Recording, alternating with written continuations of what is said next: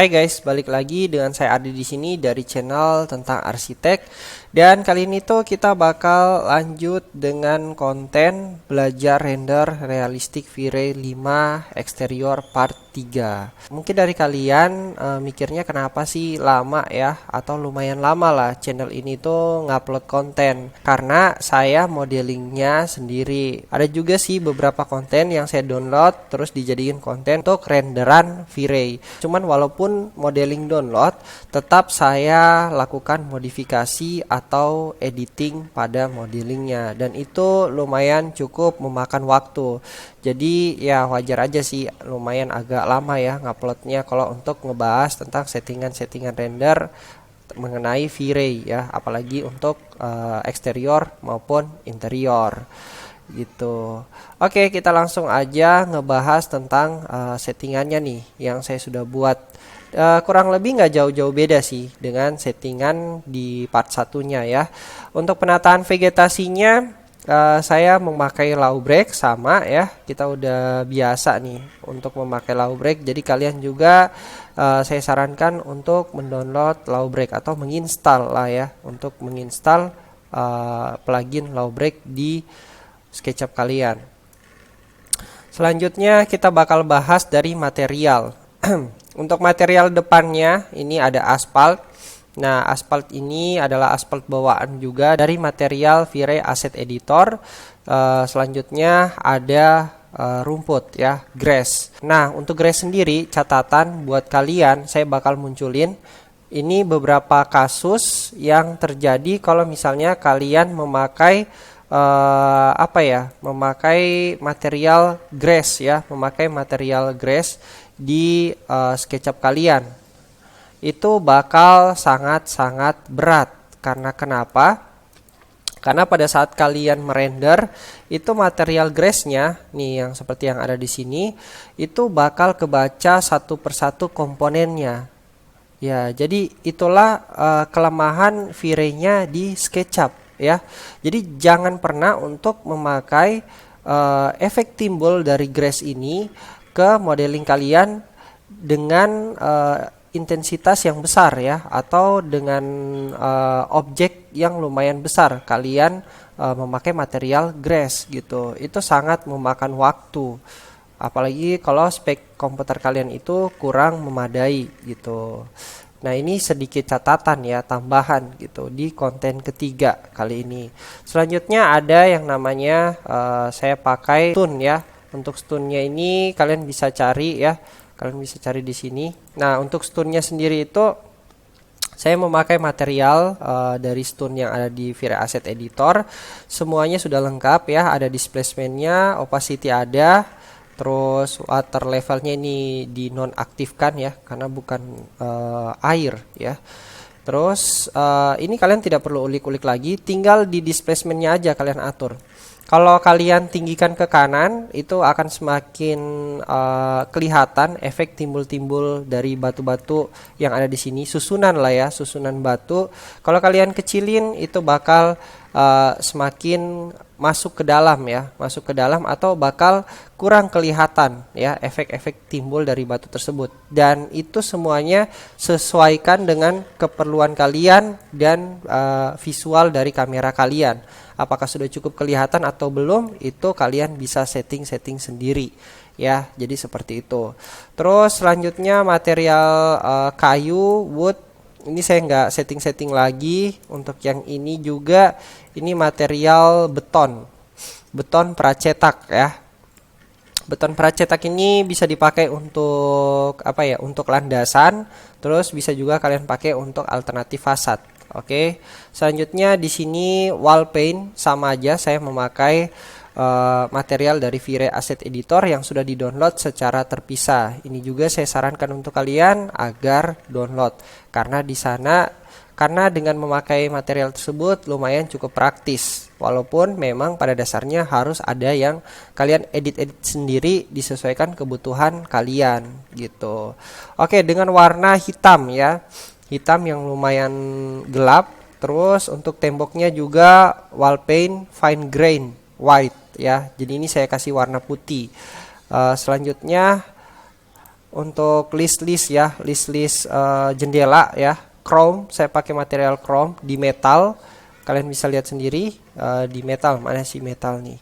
Nah, ini kalian bisa cari, terus sama aja sih dengan ini.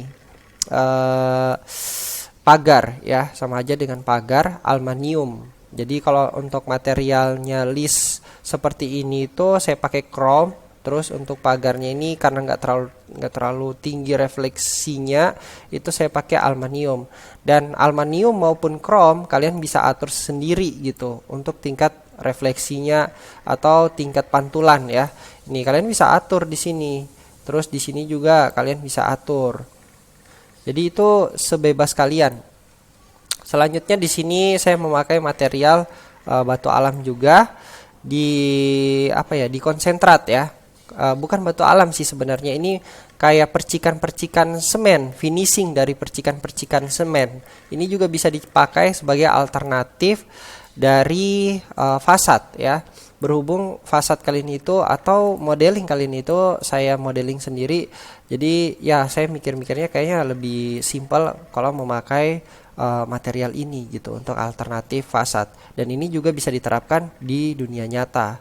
Oke, settingannya untuk ini ya, Hormigon. Ya, di sini materialnya sendiri itu menyediakan BAM sama displacement. Ini saya agak setting-setting juga ya. Saya ada setting-setting juga sedikit. Untuk amount-nya mungkin saya naikin atau turunin, saya lupa ya. Terus kalian tinggal lihat aja settingan dari apa yang saya sudah setting gitu. Nah, terkhusus untuk displacement atau BAM, ini hampir sama kayak grass tadi ya, atau tumbuhan rumput ya. Ini kalau misalnya kalian tinggiin BAM-nya, itu akan semakin kelihatan teksturnya. Terus kalau displacement kalian tinggiin, itu akan semakin kelihatan percikan-percikan semennya kalau semen kalian pakai. Terus kalau misalnya batu alam akan semakin timbul gitu untuk modeling dari batu alamnya sendiri yang kalian sudah beri material. Nah, tapi ada tapinya, tapi akan semakin berat. Makanya saya sarankan agar kalian sesuaikan dengan kebutuhan yang kalian butuhkan dan juga angle dari kamera. Apakah sudah cukup dengan intensitas segitu untuk memperlihatkan untuk memperlihatkan tekstur ya dari material yang kalian pakai, atau belum cukup? Kalau misalnya di angka segitu itu udah cukup, jangan kalian naikin lagi. Karena itu akan membuat kinerja dari PC kalian itu akan semakin berat. Dan selanjutnya untuk kaca. Untuk kaca sama, saya selalu memakai material kaca dari V-Ray Asset Editor material yang sudah di-download. Itu yang namanya glass window neutral. Kenapa glass window neutral? Karena ya pada dasarnya dia udah disetting untuk jendela ya. Pada dasarnya udah disetting untuk jendela dan tinggal kalian sesuaikan dengan kemauan kalian. Kalau di sini saya pakai ini, terus saya bakal edit lagi gitu. Nah, kalau misalnya dasarnya ini hitam banget ya ke bawah, tapi saya naikin lagi untuk intensitas warnanya ya, permainan warnanya. Jadi agak-agak nggak terlalu gelap lah ya. Kalau gelap banget itu bisa jadi kaca ribbon. Nah, selanjutnya opacity-nya ada di angka 26. Oke, jadinya seperti ini. Selanjutnya IOR ya. IOR untuk kaca itu ada di angka 1,52 sampai dengan 3 ya. Jadi kalian bisa mainin IOR-nya. IOR ini sebenarnya menunjukkan kayak perubahan material. Karena kalau IOR-nya saya tinggiin untuk kaca ya, kalau IOR-nya saya tinggiin di atas 4 atau 4 gitu, itu bakal memperlihatkan material menjadi metal. Karena refleksinya itu akan semakin tinggi. Jadi reflection IOR ini itu hampir sama dengan perubahan refleksi material. Itu yang harus kita pahami dalam settingan SketchUp ya, atau renderan lah ya, atau renderan V-Ray, bukan SketchUp sih. Nah, untuk renderan V-Ray itu material kaca IOR-nya 1,5 ya, bisa 1 juga sampai dengan 3. Kalau lebih dari itu bakal berubah materialnya. Kalian tinggal mainin aja sesuai kebutuhan kalian. Oke, di sini saya setting jadi 2. Ya, dasarnya bukan 2 sih, saya lupa settingan dasarnya itu berapa. Terus refractionnya di sini ada, tinggal kalian mainin juga. Bumpnya juga diaktifin ya, udah dari sananya. Apalagi ya, colornya ya, colornya ini ya segini intensitas colornya. Nah, ini kalian tinggal lihat aja ya settingan yang saya buat. Oke, sudah ya untuk settingan material-material yang kita bahas di modeling kali ini. Selanjutnya kita ke settingan ini. Nah, oh ya jangan lupa pakai render ID karena nanti hasilnya ini tuh saya bakal buat visualisasi yang berbeda dari render sebelumnya. Kalau di render 1 dan 2 itu lebih ke realistik ya, realistik render. Kalau ini gabungan antara realistik render dan penyajian visual arsitektur ya. Jadi ada banyak sih penyajian visual renderan arsitektur, nggak harus realistik baru bagus, nggak ya. Jadi banyak banget penyajian yang bisa kalian pakai atau alternatif penyajian yang bisa kalian pakai agar terlihat menarik gitu. Jadi nggak semestinya renderan kalian itu harus benar-benar realistik, nggak. Jadi kalian bisa gabungin antara realistik dan kartunis juga bisa. Itu akan bagus juga sih sebenarnya kalau saya bahas ya. Tapi nantilah kita lihat ya ke viewers gitu. Kalau misalnya kalian pengen dibahas tentang penyajian renderan. Nah, ini saya gabungin gitu. Jadi harus ada render ID untuk diedit di Photoshop nih. Jadi render ID itu kalian bisa setting aja sih di sini ya. Kalian bisa tambahin cari render ID. Oke, selanjutnya untuk kamera exposure ya. Ini semakin ke bawah semakin terang. Jadi kalau semakin ke atas semakin gelap ya. Jadi kalian bisa sesuaikan dengan keinginan kalian. Apakah visualisasi yang kalian tampilkan ini mau terang atau mau agak-agak gelap. Nah, ini berpengaruh juga ke mood. Kalau misalnya kalian pengen buat mood-mood agak malam, itu kalian harus naikin exposure-nya. Oke, selanjutnya render output 2800 2000 karena berhubung ntar saya kasih ke ini.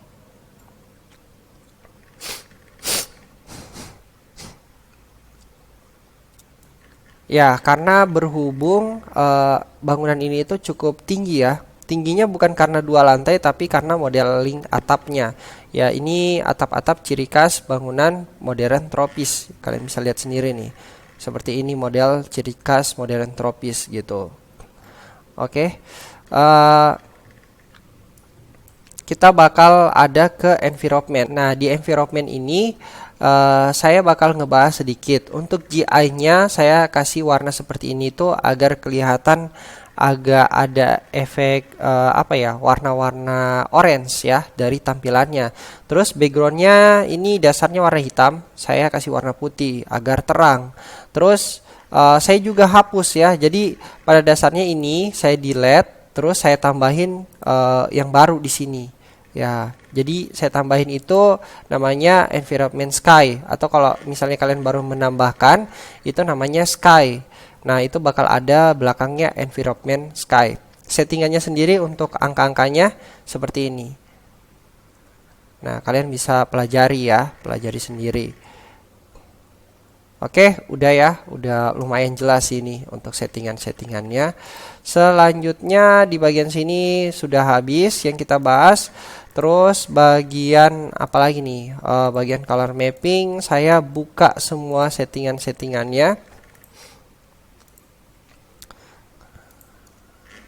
Oke, kita buka dulu denoiser dan seterusnya. Oke, kita bakal ada di settingan render parameter. Quality-nya noise limit kemarin itu kan 0,00 4 ya kalau nggak salah. Nah, ini 0,005 ya noise limitnya. Ini dinaikin biar nggak terlalu noise.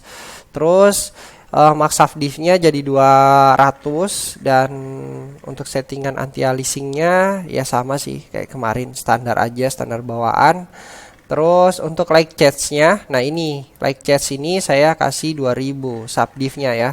Nah, quality-nya di sini jadi high plus. Jadi apa ya? Quality-nya itu jadi high plus dan hasilnya itu kemungkinan untuk pecah gambarnya itu kecil ya. Jadi kalau misalnya kalian kasih quality-nya bagus, itu kemungkinan gambar yang kalian hasilkan itu bagus juga gitu. Jadi ini untuk settingan material secara keseluruhan. Nah, untuk visualnya sendiri itu tergantung dari kalian. Apakah kalian ingin realistik, berarti itu pengaruhnya di cahaya ya. Kalau ini secara general gitu, subdiv. Oke, udah light chestnya udah, dan advance kameranya terang gelapnya ini 307 ya, ini bawaan standar. Volumetry environmentnya ini seperti apa ya, efek ya, seperti efek untuk membuat modeling kalian itu ada apa ya, ada kayak smoke gitu, efek-efek cahaya ya, ada kayak smoke gitu, efek-efek asap ya, efek-efek asap yang itu akan membuat renderan kalian atau tampilan visual baru ya di renderan kalian.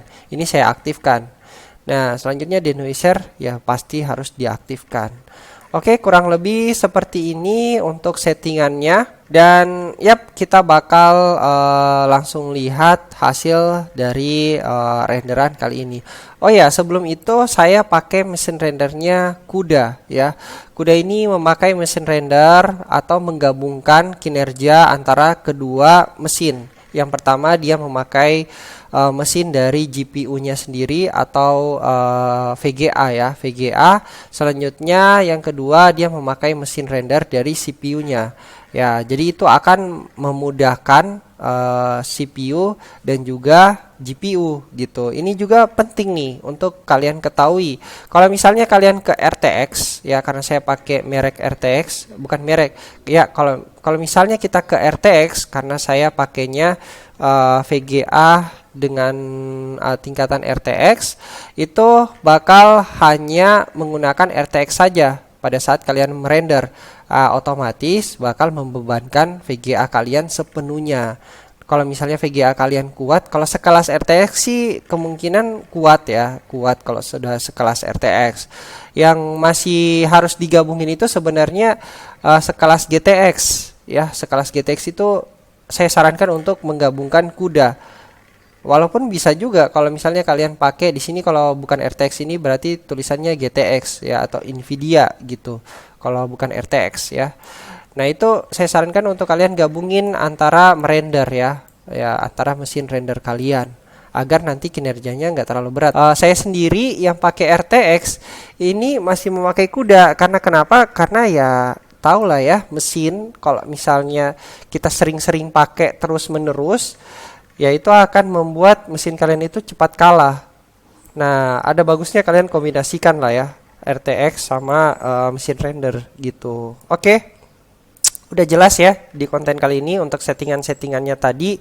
Oh iya, saya bakal ingatkan juga ke kalian, jangan lupa kalian subscribe dan kalian bantu saya dengan share video-video dari channel ini, karena itu akan sangat membantu dan memotivasi channel ini itu agar terus berkembang. Oke, dan kita bakal lihat hasilnya. Oke, seperti inilah hasil dari renderan kita kali ini, yang tentunya kita berada di tema belajar render realistik V-Ray 5 part 3. Nah, saya bakal jelasin sedikit. Di sini nih kita memakai low break ya. Ini udah jelas low break. Terus di sini tambahan dari Photoshop, dan ini juga editan dari Photoshop. Ini asli dari V-Ray-nya. Ya, makanya tadi saya bilang kita bakal menggabungkan visualisasi antara realistik dan juga agak-agak kartunis ya, karena tampilan dari atau visual dari penyajian arsitektur, output dari arsitektur itu sendiri ya, visual dari arsitektur itu sendiri itu ada berbagai macam ya. Jadi nggak harus selalu real agar terlihat menarik, enggak ya. Jadi kalian bisa memainkan kreativitas kalian. Nah, ini kalian bisa lihat ya, untuk batu alamnya itu timbul, terus teksturnya juga kelihatan. Dan selanjutnya ini ya untuk percikan-percikan semen atau fasad-fasad percikan semen yang bisa kalian aplikasikan juga di dunia nyata, itu juga sudah kelihatan. Selebihnya ini adalah editan dari Photoshop. Untuk burungnya ini pohon-pohon nih, yang ini itu dari Photoshop. Terus untuk lingkaran ini itu Photoshop juga. Terus untuk warna ya, pembagian antara dua warna ini itu Photoshop juga. Jadi kurang lebih hasilnya seperti ini. Thank you untuk kalian semua yang sudah support channel ini dan juga sudah subscribe. Jangan lupa untuk selalu mendukung channel ini agar semakin berkembang. Oke, see you di next video berikutnya. Bye guys.